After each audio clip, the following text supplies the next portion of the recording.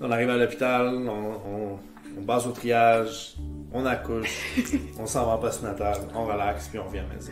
C'est vraiment ça qui est arrivé. Le 2 semaines avant d'accoucher officiellement, j'ai eu des périodes de latence de nuit où vraiment j'ai utilisé mon outil audio juste pour me permettre de relaxer, de dilater tranquillement, pas vite pendant ces périodes-là, tout en continuant de me reposer. Donc, c'était pas un 2 semaines qui m'a épuisée, même si j'avais des nuits assez ordinaires. 10h30, 11h le dimanche soir. Les contractions ont commencé aux 2 minutes 30 en partant et ça n'a jamais arrêté. Ça m'a fait peur en partant parce que je me suis dit, oh mon Dieu, j'avais l'impression de revivre ce que j'avais vécu au premier accouchement, donc d'être très dépassée émotivement par ce que j'étais en train de vivre puis ce que je sentais dans mon corps. Puis finalement, une fois que j'ai accepté cet état-là, puis Jean-Mi m'a aidé beaucoup aussi, tous les messages ancrés se sont placés puis m'ont aidé à me donner une confiance, à lâcher prise sur ce qui se passait pour permettre au bébé de descendre. Il y a un moment même où je calculais les contractions, je tenais la main, j'étais à côté d'elle. Je dis, Marie-Ève, tes contractions sont à tous les 2 minutes.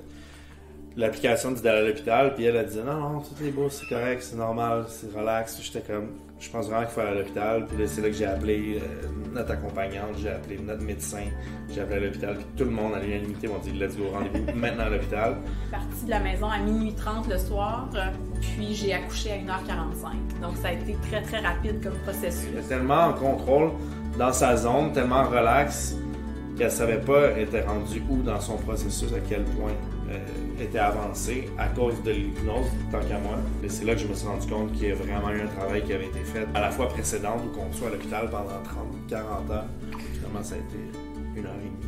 Parce que c'était vraiment mon souhait de réduire au maximum le temps que j'allais passer à l'hôpital. Le fait que les contractions étaient super rapprochées aux 2 minutes, j'étais quand même capable de dialoguer avec eux en chacune des contractions, d'avoir du fun, j'ai fait des blagues. Ils ont eu envie d'embarquer dans le trip avec nous. Tu étais même capable de te donner ton plan de naissance à la voix, tu sais, on l'avait oublié dans le char, je pense qu'on en a ri parce que je voulais aller le chercher, puis la fille était comme non, vous n'avez pas le temps d'aller chercher le plan de naissance, oublie ça. Puis ça a été tellement rapide que notre accompagnante à la naissance n'a pas eu le temps d'arriver à temps. Notre médecin non plus. Notre médecin non plus. J'étais tellement en confiance puis présente dans ce qui se passait au moment présent que je m'en suis à peine rendu compte. Puis pour moi, c'était même pas un bug. L'ancrage principal, c'était Jean-Mi. Je me suspendais à lui à chaque contraction. C'est comme ça qu'on avait travaillé aussi en hypnose. Puis ça a été mon ancrage. Puis on l'a fait ensemble, tu sais.